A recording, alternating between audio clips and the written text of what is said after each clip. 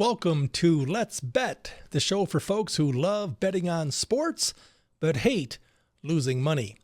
I'll show you how to increase your sports betting bankroll by gaining confidence so that ultimately you can live the lifestyle that you deserve.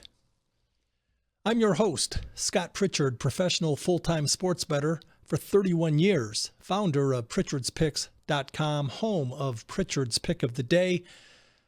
Took third place in the Circa Invitational a year ago, currently in first place. Are you kidding me? I assure you I am not. You can also catch me each and every weekend in the Las Vegas Review-Journal. We're broadcasting live and worldwide each and every Friday from 1 to 1:30 Las Vegas time. We'll be sharing our best bets with you. We're also on demand on Pritchard'sPicks.com and on your favorite podcast and video distribution platforms. To reach out to us, I would suggest that you email us at letsbet@pritchardspicks.com. That's letsbet@pritchardspicks.com. Also, back by popular demand, you asked for it, you got it. 20% off all picks, all packages. I'll be releasing a discount code within the next few minutes. First things first, my 5-star rock star guest, pro bettor from Texas, took first place in the 2013 Golden Nugget Invitational by invite only. I know this because I took second, and people say no one remembers who took second place, but I'm here to consistently remind you that I took second.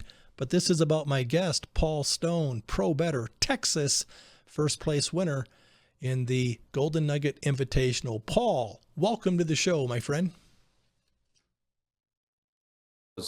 Guess now it's been 11 years ago, but great run by both of us, and glad to see you're having some success already in the contest in the early stages, the opening month, but got a great weekend of college football on hand, and just appreciate the invite and looking forward to talking with you for the next half hour or so. I've always been a big fan of you, always humble. You have such great insight. I know your specialty, if I'm not mistaken, Paul, is college football. I want to talk to you specifically about your sports betting philosophy. You know, I think my philosophy is just personally, I'm what you would call an originator. I do my own work. I don't follow. I bet early. You know, I bet at market making books like Circa there on Sunday morning.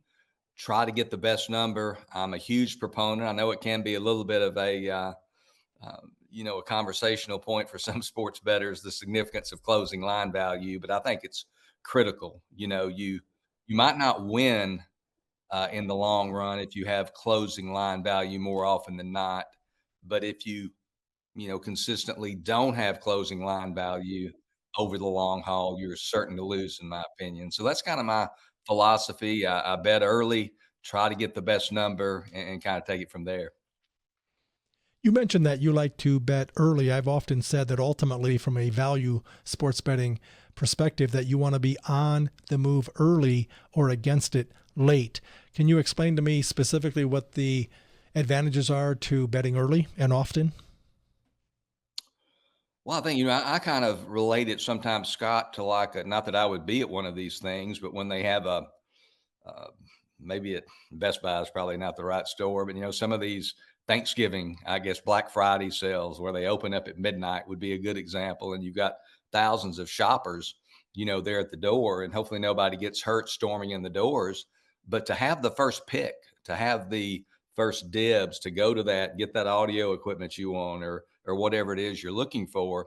Obviously, the best items, the most popular items, are going to get picked over first. And if you come in a little bit later, you might get shut out. So I just think it's critical. If you make good numbers, if you're confident in your process, you're going to know when a number's off. And when you go to a place like Circa, for instance, on Sunday morning, just about all of us now, rather than in person at the window, we bet on the app, but they open their first set of lines at 10:30 a.m. Pacific on Sunday morning. And you better have a strategy. I mean, you can't just go down the list in order. I kind of have a game plan. I kind of script my first five or so bets. I know that the first one I'm going to be looking for, if it's in this range, is going to be about 2/3 down. So I scroll to it. I try to get what I want first, prioritize rather than just go in order. So that's a little bit of an insight as to how I do it. Excuse me.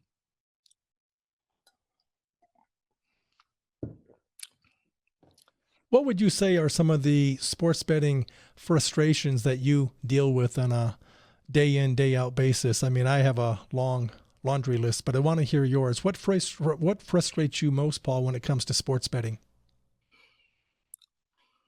Oh, I don't know. The most difficult thing is when you're losing. If you're betting day in and day out like we do, you're inevitably going to have some losing streaks. And that's the most, no matter whether you've done it for, 5 months, 5 years, or whatever, 30 years like we have, those things are going to happen, and it doesn't get much easier to deal with. You just have to be process oriented rather than results oriented. You have to, try to maintain your confidence and your composure. As you know, this can be a lonely racket at times. We're kind of an army of one, and we've got to just insulate ourselves and just don't lose focus.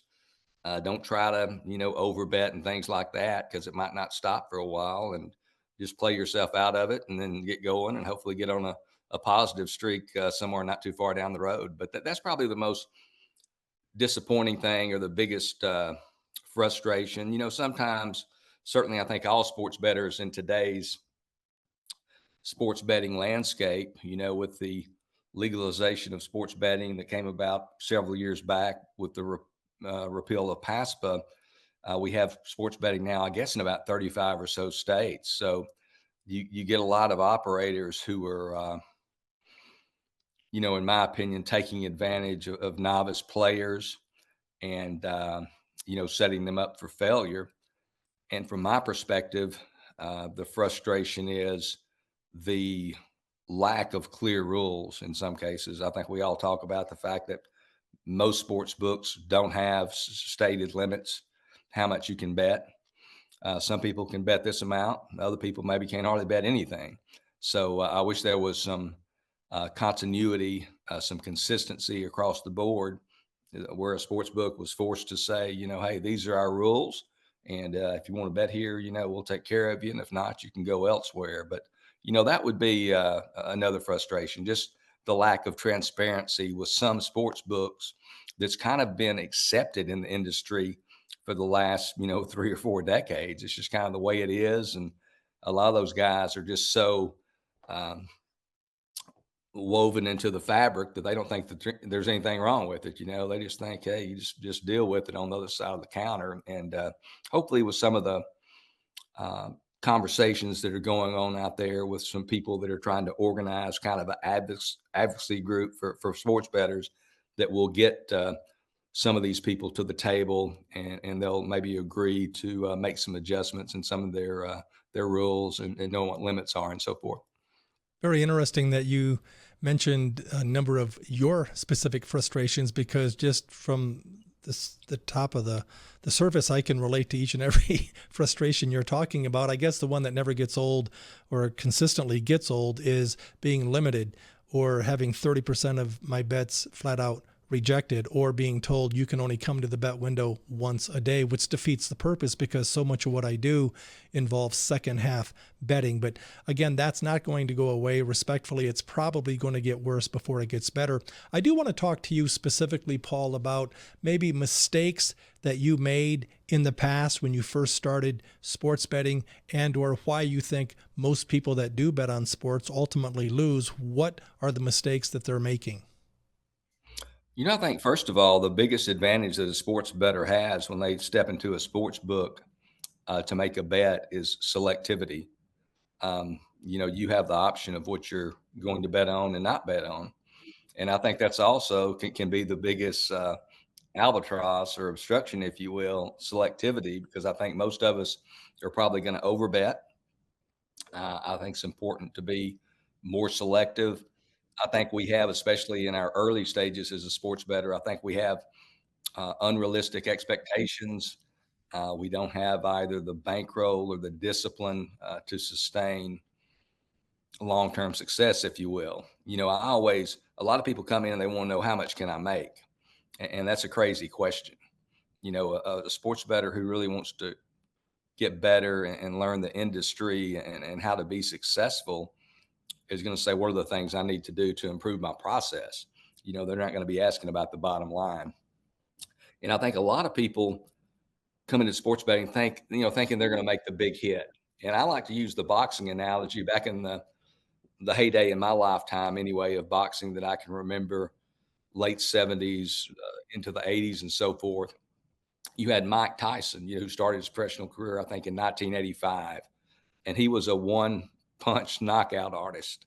He wore those black shorts, those black shoes, didn't wear a robe, came into the ring. His opponent was already scared out of his wits, usually won by first round knockout. And that's what I think a lot of sports bettors want to do. They want to land the big punch on the sports book and land the first round knockout. But the reality is, you need to be like another sports bettor, Pernell Whitaker. Pernell Whitaker, his career, the late Pernell Whitaker, his career pretty well paralleled the years of Mike Tyson, but he was more of a tactician. He was more defensive. He picked his spots. He got in and he got out. He was very careful. He respected the opponent's right hand. He knew there could be dire consequences. So I think sports bettor who might remember Pernell Whitaker and Mike Tyson, you need to be more like Pernell Whitaker and less like Mike Tyson. You're not going to knock the sports book out, but you can kind of peck away at them, stay away from the big haymaker, and log some profits along the way. So certainly, I think that's important to note. I think one thing that some people do that is not advisable is they maybe have a single account. You got to have multiple accounts. Well, This. I mean, you got to have probably a minimum of 5. You can't get the best number if you don't have multiple accounts. I think that's crucial. Excuse me, in the quest to get the best number or price. And I apologize. I've been battling the bug here, and I'm still kind of coming over it, getting over it rather. But wanted to be with you here today. I think it's important to specialize in 2 or 3 sports. Don't spread your don't be a jack of all trades, a master of none. Devote your handicapping energies into those 2 or 3 sports. And then also, I mentioned it earlier, be process oriented, not results oriented. I like that. It's long term. It's not what we do on a short term basis. And I know you're a team player and you're a great sport for being on today, because I know we talked a couple days ago, you're a little bit under the weather, but I have to say, with your history of sports betting, your picks are absolutely sick, and you're making the sports books sick. So again, thank you for being with us. We're going to get to your best bets coming up here sooner than later. For our viewers, I do now want to share the coupon code on pritchardspicks.com to get the 20% off on the picks. Let's bet one word. Let's bet one word to get 20% off all picks, all packages. It's applicable through the weekend. Are you kidding me? Through the weekend, I'm giving away the company store, but again, it's good for today, Saturday, Sunday, Monday. My guest is Paul Stone, pro sports bettor from Texas, specializing in college football, so we'll be getting to his best bets in just a couple of minutes. But I do want to rehash what your experience was, the invite-only field of 16 of the world's best going head-to-head Golden Nugget Invitational. We had some 5-star, rock star competitors. What do you remember about winning that competition in 13? I believe, as I recall that particular contest, I can't remember how many of us started, but we went until all of us picked 7 games each week. And we went to about the first or second weekend in November. And then the top 8 from those standings then advanced to a bracket-like competition to determine the winner. So we had an 8-person bracket. As I recall, I was the 8th and final person that got in. So I was the number 8 seed. I faced Nicole Parham, who is the wife of Circa owner Derek Stevens, in the first round. Nicole was the top seed, and I was fortunate enough to defeat Nicole. And then in my second match, I went up against Richie Bacciarelli, who's now at Circa. He's been sportsbook director, well known throughout Las Vegas, been sportsbook director at a number of properties there in town. Richie had won his first match with a 6-1 record. And then against me, he also went 6-1, but I went 6-1 as well. So I advanced on a tiebreaker. And Richie was out despite going 12-2 in the first 2 weeks of the bracket contest. So um, advanced to the finals where we met. I can't remember what your record was. I think I went 4-3 or 5-2, maybe 5-2 the finals, and was fortunate enough to win there. Yeah, you were fortunate. And again, cream rises to the top. Congrats on taking first. I do remember 5-2. You went in the finals. I went 4-3 against the number. Winner, steak and lobster dinner. Again, congrats. I know you were in the Circa Invitational a year ago. Let's talk about the difference between beating the number, closing line value, getting long-term value, betting sports, sticking it to the sports book, sticking it to the man, the illegal bookmaker at the corner bar on Main Street across the country. What would you say is one of the biggest differences between handicapping for a contest versus handicapping just to cash tickets? Well, handicapping the cash tickets, we're obviously betting against real-time numbers. So that's one of the reasons that I bet when the lines come out at market making books like Circa, trying to get the best of the number. In contests like the Golden Nugget, which you and I are both in this year, and I think you're doing quite well in that contest as well. The sheet comes out Wednesday afternoon, and you have until, I believe, sometime Friday night to submit your entry. So the numbers are static, meaning they don't move. So that's a big difference there. The fact that you're going up against numbers that are static. Some of those numbers become what we call stale.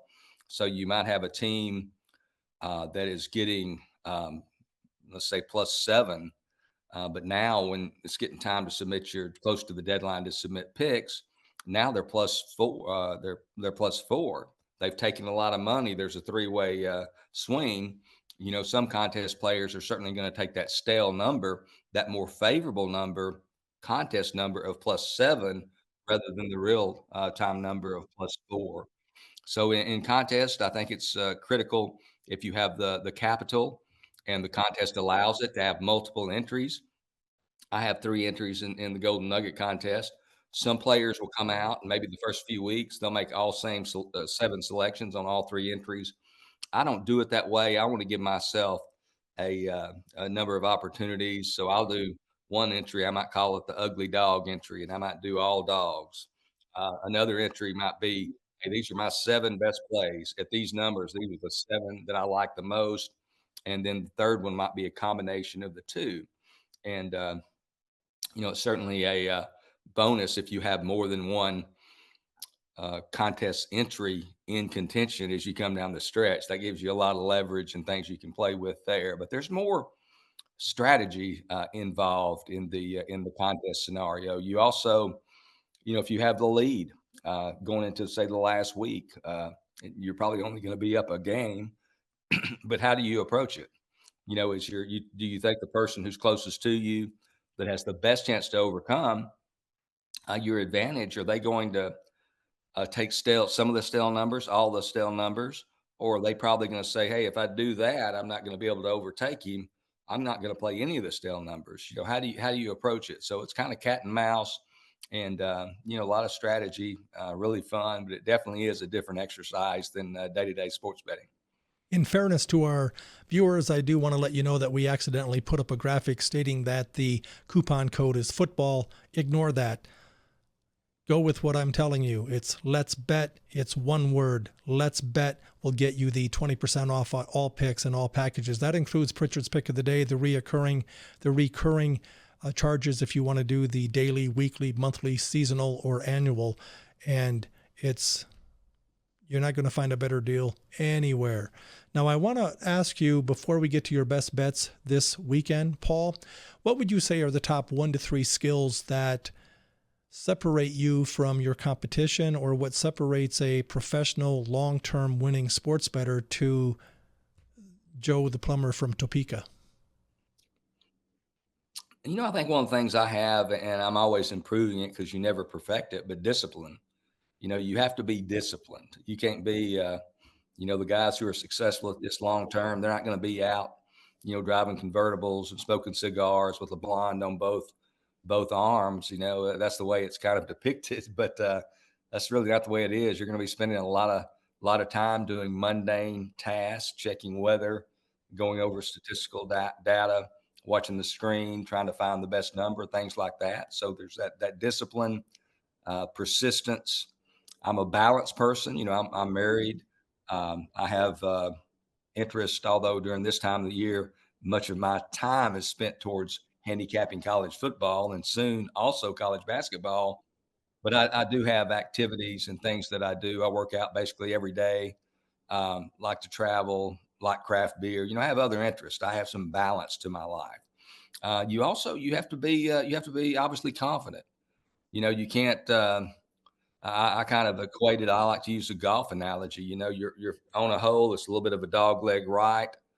There's a creek on the left side and trees running the left side of the fairway. There's trees on the right side. The fairway is only 22 yards across. You can't take the 3-wood or the 4-iron and just tap it down there. Bring that big headed driver out and just grip it and rip it. Let it go. You got to be certain. You've got to be decisive. You've got to be confident. So those are the things, but probably the biggest thing is discipline. I don't get out of sorts when I'm in a losing skid, and I don't get too high when I'm in a winning skid. I'm not going to be pounding my chest. I don't want anybody to know whether I've won some money or lost some money. I don't want my facial expression, my body language to communicate that to anybody around me. Sometimes it's hard to do, but I think those are some of my stronger suits.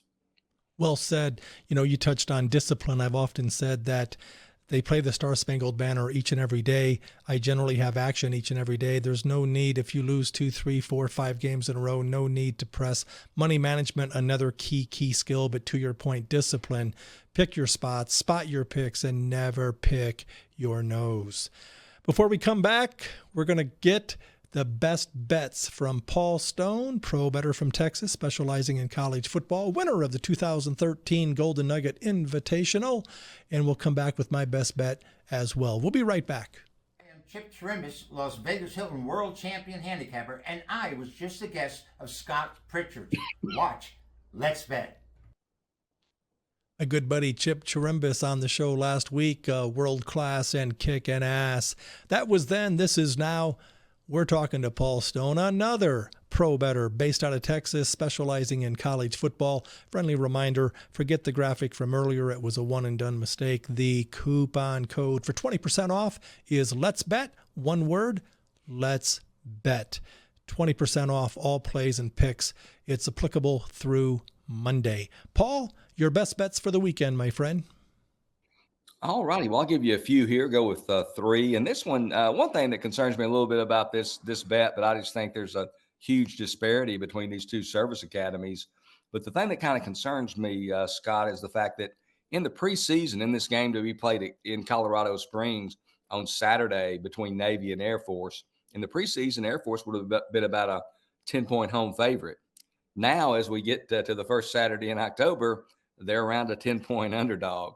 I'm seeing right now pretty much across the board, Navy minus 9.5. But Navy's performance to date certainly been one of the most surprising among the group of 5 schools, while Air Force's has probably been one of the most disappointing performances among the group of 5. You can just count on Troy Calhoun's Air Force team to be really strong year in and year out. They lost a lot of players, did Air Force, but they usually replace those guys pretty seamlessly. But that has not been the case so far this year. You've got an Air Force team that comes in at 1-3. Their only victory is season opening win over FCS Merrimack. They've lost their 3 games to FBS members Baylor, San Jose State, and Wyoming, all by double digits. They're only averaging 9.7 points per game against their FBS opponents, only 3.8 yards per play. So I like Navy minus 9.5 over Air Force. And then a game to be played in Minneapolis, a Big Ten game, as odd as it sounds. Southern Cal traveling to Minneapolis to play Minnesota. And this is a Southern Cal team that last week they trailed Wisconsin at home at halftime, 21-10. They did rally to win 38-17. 21 over the Badgers. The Trojans did commit 3 turnovers in that game. Minnesota, meanwhile, they had a frantic comeback, fall just short against Michigan. They trailed, did Minnesota 24-3 entering the fourth quarter, pulled within 27-24 late in the game, excuse me. Sorry about that. They recovered a onside kick that was later negated due to offsides, a very controversial call there. You've got a Minnesota team that's 2-3 on the season. They're 0-2 in Big Ten play, desperately need a victory. I think they're going to try to muck this thing up a little bit. I like Minnesota plus 8.5 over Southern Cal. And then in the Big Ten, Oklahoma State, I think they opened as about a 5-point favorite at Circa on Sunday. They're now only -3. Been a very disappointing season for Oklahoma State to date. We've got a little more value now at -3. To me, it becomes favorable to take the Cowboys here. They're 0-2 in conference play. The Big 12 is very balanced. It might not be probable that they can still make the Big 12 championship game with 2 losses, but it's certainly feasible. So I think they're going to be all in on this game. I think they're going to throw their best shot. If they've got anything left in the tank, they're going to show it tomorrow against West Virginia. Also, Oklahoma State 19-10-1 against the spread off their last 30 straight-up losses. So I like Oklahoma State at home in Stillwater over West Virginia in Big 12 action tomorrow. I want to thank you for taking the time to share with us your best bets. You heard it from Paul Stone, pro bettor from Texas, liking Minnesota plus 8.5, Navy minus 9.5, and Oklahoma State -3. I've got one play, one time. I started giving out my best bet 3 weeks ago. Winner, winner, steak and lobster dinner. See the cashier. Tampa Bay plus the points against the Lions. Didn't need the points. Didn't want the points, but they're giving me 8. Feeling great. Won the game straight up. 2 weeks ago, Eagles +3 -20 at the Saints. Again, didn't need the points. Took the points. Won the game straight up. Very humbled. Last weekend, Air Force, Wyoming, under 34. Loser, 1 win, 2 loss. This weekend, 1 play, 1 time. NFL football. The Baltimore Ravens, a bit surprising. They've been underachieving at this point. They came on like a house on fire last week, looking good, feeling good. The Cincinnati Bengals have been a complete fraud. They've lost at home to the New England Patriots and the Washington Commanders. Are you kidding me? That's why they call it gambling, boys and girls. The Baltimore Ravens to go into Cincinnati in a division game. I like the Ravens on the cheap money line, -35. Here's why. The Baltimore Ravens, they run to the right, they run to the left, they run up the gut. Lamar Jackson's a stud. Derrick Henry has a new lease on life. He cannot be stopped. They have a great offensive line. The Bungles, last week against Carolina, the Panthers racked up 155 yards rushing against the Bungles. What do you think the Ravens will do? They will run roughshod all over the Cincinnati Bungles. That's my play. The Ravens, money line, -35. See the cashier. That's going to wrap up this edition of Let's Bet. I want to thank you, Paul Stone, for being here. Continued good luck, my friend. Thank you for the 3 winners in college football for tomorrow, and I'm sure we'll have you back, my friend. Hey, thanks for having me, Scott, and good luck to everybody this weekend. Paul Stone, pro bettor from Texas, joining us on Let's Bet, live and worldwide each and every Friday from 1 to 1:30 Las Vegas time. Final shout out for the coupon code for the 20% off on all picks and packages, applicable through Monday night.